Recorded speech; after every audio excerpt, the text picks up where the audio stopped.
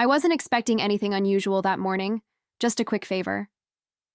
Thomas handed me his keys while tying his shoes, flashing that half-distracted smile he always wore when he was running late. "Can you take the car for the checkup today? I already booked it," he said, kissing the top of my head. He mentioned he'd take an Uber to work, no big deal. I didn't think twice. Why would I? But the moment I turned on the engine, something felt off. The GPS screen lit up automatically, and there it was, a saved route labeled home. Except it wasn't our address. I blinked, thinking maybe it was some glitch, or maybe he borrowed someone else's car. But no, it was his. The scent of his cologne still lingered in the upholstery. His jacket was in the back seat, his gym bag in the trunk. I just stared at that unfamiliar address on the screen, my heart suddenly pacing faster than the engine. I should have ignored it. I should have laughed it off, called him and asked what it meant. But I didn't. I tapped start, shifted the car into drive, and followed that cold, robotic voice guiding me. Not a word, not a question, just silence, and something in my gut that told me I was about to learn something I never asked for. The city looked different when you're driving toward something you didn't ask to see. Buildings blurred past, familiar streets turned unfamiliar, and every red light felt like a dare, asking if I was really ready for whatever was waiting at the end of this path. I wasn't. But I also couldn't turn back. My hands gripped the wheel a little tighter, and I found myself breathing slower, like I was bracing for impact. My mind tried to make excuses for him. Maybe it was a mistake, maybe it was for work, maybe it was old. But deep down, I knew. You don't save someone else's address as home by accident. And even if you do, you certainly don't leave it there, like a breadcrumb for someone like me to find. Someone who notices the little things. Someone who's been feeling something slipping for months. There'd been signs, of course, late gym sessions, that sudden interest in cologne again, the way he started locking his phone and answering texts in the bathroom, but I hadn't connected the dots. Or maybe I didn't want to. Until now. Now I was staring at a line on a screen, driving closer to a truth I couldn't unsee. And the worst part? I couldn't even decide what I hoped to find. As I got closer, the neighborhood changed. Quieter. More trees. Older homes with porch swings and flower beds that looked lovingly kept. Not our side of town. Not the kind of place you'd pass through by mistake. I slowed down when the GPS chimed. "You've arrived at your destination." My stomach tightened. I didn't even pull into the driveway. I just stopped across the street, engine idling, heart racing. I stared at the house. A townhouse with pale blue shutters and a small garden that looked too personal, too lived in. There were 2 takeout bags on the front steps, a woman's scarf tossed casually over the porch railing, and a mug that wasn't from our kitchen. My breath caught in my throat. I didn't recognize the place, but somehow I felt like it knew me. Like it had been waiting for me to show up. And then I saw it. The name on the mailbox. Isabel R. My pulse dropped into my stomach. Thomas's ex. The one he swore he hadn't spoken to in years. I didn't cry. I didn't scream. I just turned the car around and drove off, already shifting gears. Not in the car, but in my mind. If he thought this was the end of my story, he had no idea what I was about to write next. I didn't sleep much that night. I laid there, staring at the ceiling, replaying every moment I'd brushed off as nothing, every gym night, every late meeting, every time he said I was imagining things. But that house, that address, it was proof I wasn't crazy. So the next morning, after dropping off his car at the dealership, I drove back. Same path, same silence. But this time, I wasn't just suspicious. I was ready to see. When I pulled up again, I didn't park directly in front. I stayed back, hidden behind a line of hedges, the kind that makes you feel like you're trespassing on someone else's peace. But peace was long gone for me. I scanned the porch like it was a crime scene. Fast food wrappers in the trash bin. That same mug, this time turned on its side, lipstick smudged across the rim. And then there was the scarf again. Beige, silk, perfumed with something expensive and smug. I stepped out of the car for just a second, drawn by some magnetic force of disbelief. The mailbox was still there. Same name. Isabel R. I hadn't seen her in years, but her name still sounded like a paper cut. Sharp, familiar. I didn't knock. I didn't dare give her or him the satisfaction of my shock. No. I got back in the car, shut the door softly, and smiled to myself. Because the second I drove away, I already knew they'd invited the wrong woman into this story. It's funny how quickly pain can turn into precision. As I drove, my thoughts sharpened. Not on heartbreak. I'd done that before. This was different. This wasn't about begging for honesty or trying to salvage something already crumbling. No. This was about clarity, about not letting them write me into a story as the clueless wife sitting at home reheating dinner. I had no interest in confrontation. I wanted something better, something lasting. You see, I knew Thomas. I knew the way he thinks. He believed in secrets that stay buried, in lies that smooth over like fresh paint. He'd always underestimated what I noticed, how I tucked away the inconsistencies, the odd timing, the little shifts in his voice. And now I had the missing piece, the location, the setting, the second act of his double life. I didn't need to ask questions anymore. I just needed a plan. So I pulled into our driveway like it was any other day, made myself tea, answered a few emails, let him kiss me on the cheek that evening like nothing in me had changed.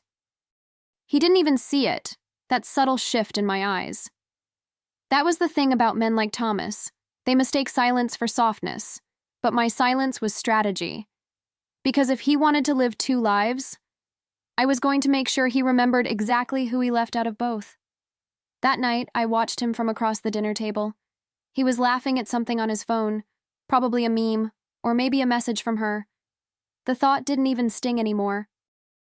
I studied his face, the way he chewed, the small wrinkle forming between his brows. 8 years of marriage, and I realized I'd memorized this man. But now, I was seeing him like a stranger, like someone I used to know in another life. He asked about my day. I smiled, told him it was fine. He didn't ask for details. He never really did. And that worked in my favor now. Because what he didn't know was that I'd already started laying the groundwork. I'd opened a new bank account that morning. Called a lawyer I trusted. Packed a box of personal things and tucked it into the trunk of my car. My moves were quiet, surgical, invisible to someone who never thought I'd make any. Revenge, I decided, wouldn't come in yelling or broken glass. It would come in sight. In truth, served cold and face to face. He wanted to disappear into another woman's arms behind closed doors? Fine. But I'd make sure the door he stepped through next had me on the other side, standing tall, steady, and done pretending I didn't see. Because soon, I'd give him something unforgettable to look at. Friday came faster than I expected. I had rehearsed the words in my head like lines in a play. Soft tone, slight sigh, apologetic eyes. I have to work late, unfortunately. Big deadline. He didn't question it, just nodded, like he was relieved I wouldn't be home. Said he might grab takeout and watch a game. Kissed my cheek with that same casual affection he gave to baristas and neighbors. If I ever needed proof that he didn't see me anymore, that was it. I watched him leave the house from the upstairs window. He got into his car, not the one I'd taken to the dealership earlier that week, but his gym car, the one he liked to use when he wanted to feel young again. I waited 10 minutes, then slipped into something low-key, pulled my hair into a loose knot, and grabbed the keys to the rental I'd parked 2 streets over. No trace, no trail. I was careful now, because this time I wasn't following a hunch. I was confirming a reality. I drove across town with the windows cracked just enough to hear the city, the occasional siren, the hum of traffic, the soft rhythm of betrayal unfolding exactly on schedule. When I turned onto her street, I cut the lights and pulled up 2 houses down, tinted windows, engine off, and then I waited. My heartbeat steady, my breath calm. I felt more alive in that silence than I had in years, because I wasn't just watching for him, I was watching who I had become. An hour passed, maybe more, Time didn't feel linear anymore. It felt suspended, like the quiet just before thunder. I sat there, barely moving, watching porch lights flick on one by one across the street. And then I saw it. His car turned the corner, slow and deliberate, like a man returning to something he thought was waiting only for him. I didn't blink. I wanted to catch every second, every movement, as if witnessing it would help me understand the exact shape of the lie. He stepped out of the car holding a bottle of wine. Red, his favorite, and one I'd stopped buying years ago when he said it gave him heartburn. I guess it didn't when she poured it. My hands stayed on my lap, fingers laced, steady. I didn't want to look away. I needed to see. He walked up to her door and knocked like he'd done it 100 times. And maybe he had. Isabel opened it almost instantly, barefoot, wearing one of those silk robes women only wear when they're sure of who's coming. They hugged. He kissed her. And not like a stranger, not like a fling. It was familiar, practiced, the kind of kiss that says, "We've done this before, we'll do it again." I felt nothing at first, just confirmation. Like the universe finally handed me the missing page of a story I already knew by heart. And then, quietly, beneath the numbness, something stronger flickered. Not rage, not heartbreak, power. Because now I had the scene. All that was left was the curtain call. I stayed parked there for a while, letting them have their little performance, letting them bask in their borrowed intimacy. And I studied it, the way she leaned on him, the way he smiled without guilt, without hesitation. That was the part that settled deepest. How easy it was for him. How light he looked, like I had been the weight he shed to feel young again. I let that image burn into me, not to hurt, but to harden. When I finally drove away, the plan was already stitched together in my mind. No screaming matches, no begging for truth. I wasn't going to hand him the spotlight. What I had in mind was cleaner, louder in silence. Something he'd never forget because I'd give it to him in broad daylight, with his guilt exposed like a stain on white linen. He wanted to live 2 lives. Well, I was about to make sure he couldn't live comfortably in either. As I turned the last corner toward home, the streetlights glowed like spotlights. And in that moment, I realized something. This wasn't about catching him anymore. It was about reclaiming myself. I wasn't the woman in the dark anymore. I was the one holding the script now. And soon, he'd see the ending I wrote for him. One final act, delivered right at their front door. The night I chose was warm, humid, the kind that made everything feel a little heavier, like the air itself was holding its breath. I dressed with intention. Not dramatic, not flashy, just sharp.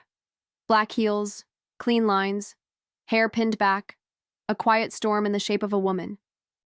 I pulled up to her street just after dusk, parked 2 houses down again, and waited until their porch light flicked on. Showtime. I stepped out of the car like I was walking into a meeting I'd been preparing for my whole life. Every click of my heel on the pavement was deliberate, echoing against the quiet neighborhood like a countdown. The porch came closer with each step, and I imagined the look on his face, the flicker of panic when he opened that door. I wasn't nervous. I wasn't even angry anymore. What I felt was precision, like everything was exactly where it needed to be. I knocked twice, firm, no hesitation. The door opened, and there they were, like a portrait of betrayal, frozen mid-frame. Isabel in her robe, Thomas beside her, holding the same wine he once claimed he never liked. His mouth parted, ready to speak, but I got there first. "So, this is where your gym is?" I said it calmly, eyes locked on him. His lips moved, but no sound came out. Isabel turned pale, shrinking behind him. It was almost too easy. Thomas looked like a man who'd just been hit by a wave but didn't know which way to swim. He stammered, something about, "I can explain," but I didn't give him the space. He'd had weeks, months, to explain. I wasn't there for his excuses. I stepped closer, just enough for the porch light to catch the manila envelope in my hand. Your car brought me here, I said steady. I just followed the route labeled home. Kind of poetic, don't you think? His face dropped as I held the envelope out to him. He didn't take it at first, just stared at it like it might explode. Isabel barely moved.